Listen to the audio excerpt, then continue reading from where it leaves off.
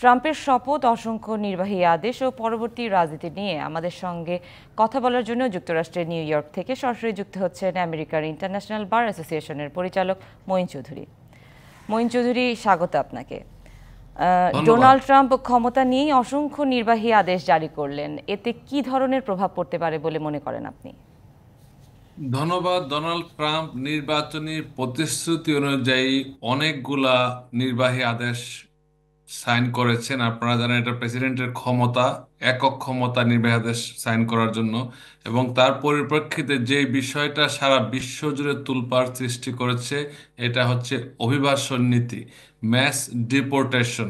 কাদেরকে ডিপোর্ট করা হবে? যারা এই দেশে অপরাধী এবং কোনো অপরাধের সাথে জড়িত ছিল এবং তারা ডিপোর্ট হয়ে গেছে অলরেডি, তারা এই দেশ থেকে যায় নাই। আবার যারা হয়তো ডিপোর্টেশন না থাকলেও তারা হয়তো কোনো বড় ধরনের অপরাধে জড়িত, তাদেরকে ডিপোর্ট করা হবে, ম্যাস ডিপোর্টেশন আওতা হবে। বর্ডারটাকে সে এরিয়াতে উনি জারি করেছেন মার্শাল লর মতো একটা যে জরুরি অবস্থা জারি করেছেন, যে কারণে আমেরিকার যে সিকিউরিটি অনেক স্ট্রং হবে এবং ন্যাশনাল গার্ডকে এখানে ব্যবহার করা হবে। আরো যে এই প্রক্রিয়াটা শুরু হচ্ছে, যারা হয়তো এই দেশে আছে কিন্তু কোনো ধরনের কোনো ফাইল তাদের কোর্টে পেন্ডিং নাই, তারা কিন্তু ঝুঁকির মধ্যে আছে। তাদেরকে চাইলে এখন স্থানীয় প্রশাসনের সাথে যোগাযোগ করছে ডোনাল্ড ট্রাম্পের যে বর্ডার যার, তারা সিটি এবং স্টেটে যোগাযোগ করছে, তারা যেন এদেরকে ধরিয়ে দেওয়ার জন্য চেষ্টা করে। এবং যাদের কেস, আমি আশ্বস্ত করতে চাই, যাদের কেস কোনো সার্ভিস সেন্টার অথবা কোনো ধরনের সরকারি অফিসে, ইউএসসিআইএস বা কোর্টে পেন্ডিং আছে, তাদের ভয়ের কোনো কারণ নাই, তারা এই আইনের আওতায় কখনোই পড়বে না।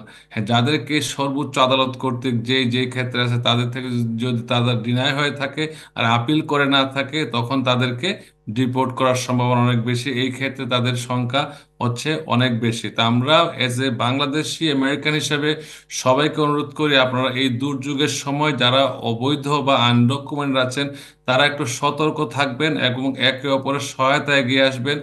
সানবিট সব দিবে সামাল। সানবিট ম্যাজিক প্রেস ডিশওয়াশিং এর মাথা ঘোরানো সলিউশন। দেখেন, যদি একটা পরিবারের যে হয়তো ডিপোর্ট হয়ে গেছে 5 বছর আগে, সে হয়তো এই দেশ থেকে চলে যায় নাই, সে কিন্তু একজন একমাত্র যে earning member of the family, তাকে যদি অ্যারেস্ট করে নিয়ে যাওয়া হয়, তার কিন্তু আর বেইল হবে না, যেহেতু তার অলরেডি ডিপোর্টেশন ফাইনাল অর্ডার আছে।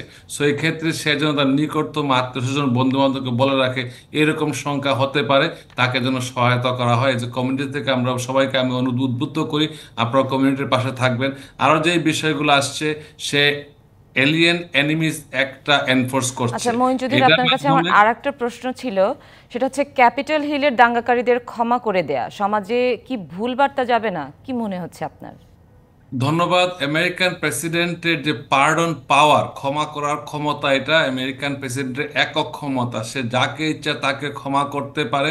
Only federal crime, state crime হলে তাকে ক্ষমা করার ক্ষমতা প্রেসিডেন্টের নাই। অনলি ফেডারেল ক্রাইমে যারা অভিযুক্ত বা শাস্তি হয়ে গেছে, এমনকি ভবিষ্যতে যাদের বিরুদ্ধে মামলা হবে আশঙ্কা করা যায়, তাদেরও পার্ডন দেওয়ার ক্ষমতা প্রেসিডেন্টের আছে। যেটা আপনারা দেখেছেন আমাদের পূর্ববর্তী প্রশাসন, বাইডেন প্রশাসন অনেকগুলো এক্সিকিউটিভ অর্ডার দিয়ে অনেকগুলো পার্ডন করেছেন, যেটা মানে যেটা এটা এটা আমাদের আমেরিকার রীতিতে পরিণত হয়েছে। যেহেতু ডোনাল্ড ট্রাম্পকে সেভ করার জন্য, তার সমর্থনে তারা আসছিল, এই জন্য সে নির্বাচনী ওয়াদা রাখতে গিয়ে তাদেরকে পার্ডন করেছে।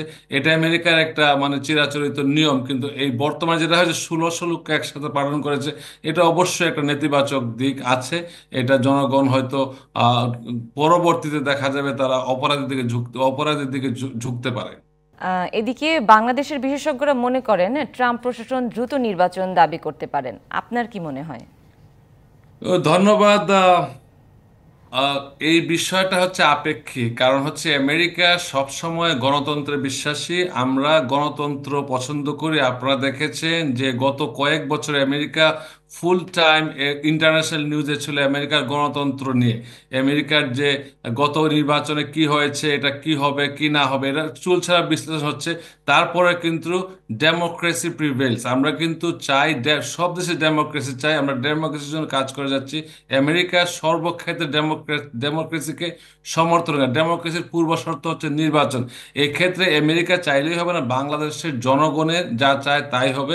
কিন্তু আমেরিকা হয়তো সহায়তা করতে পারে, যেহেতু প্রতিটা দেশে আমরা কোনো কোনো ধরনের অনির্বাচিত সরকার কখনো কোনো দেশের জন্য ভালো কিছু বয়ে আনতে পারে না।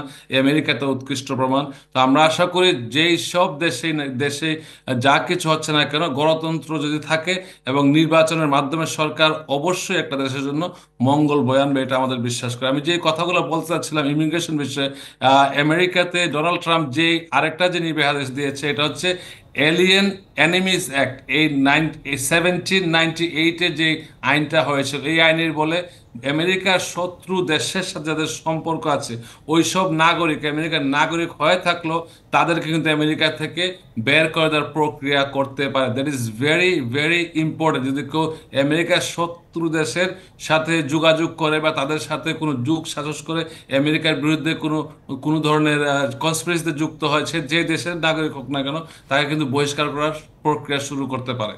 এবং আরেকটা বিষয় খুবই গুরুত্বপূর্ণ, এলজিবিটি নিয়ে যে কথা বলছে, সে বলেছে যে আমেরিকাতে এখন থেকে জেন্ডার হবে দুইটাই, মেল এবং ফিমেল।